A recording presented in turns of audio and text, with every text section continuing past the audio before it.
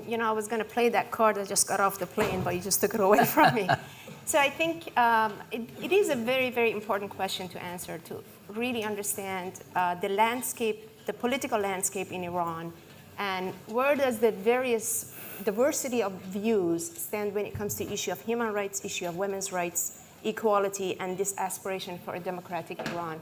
And I think you mentioned that there are lots of groups out there that do have a claim on, you know, I'm not with this particular Iranian opposition group. I actually believe in this other group.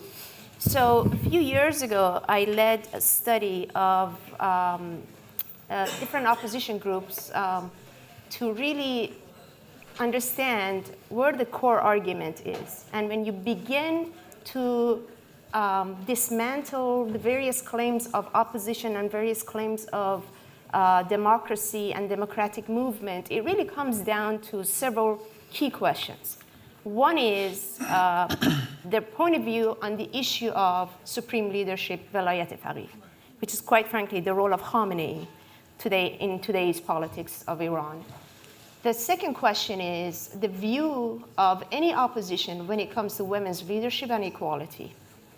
And the third question is really embracing the diversity of point of views, whether it's ethnic, religious, or political views within a democratic republic of Iran. And I think to that extent, no one really stands out the way the National Council of Resistance stands out, or the People's Mujahideen Organization of Iran stands out, not just in rhetoric, more importantly in practice.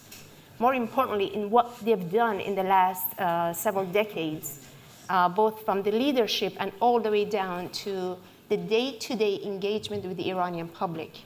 You know, the other argument, the other side of the coin is, well, then how do we know the NCRI and the PMI is actually popular in Iran? And do they enjoy the popularity amongst the Iranian people?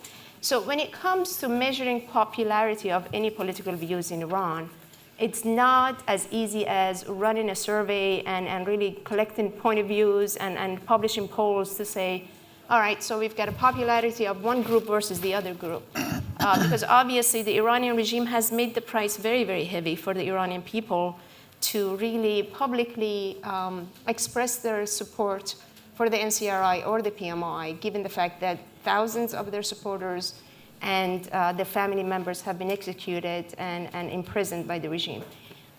What's very important, and as a political scientist, is a key indicator on where the popularity lies, is on the key moments of various uprisings. The supporters of the Iranian resistance have been out there with their message.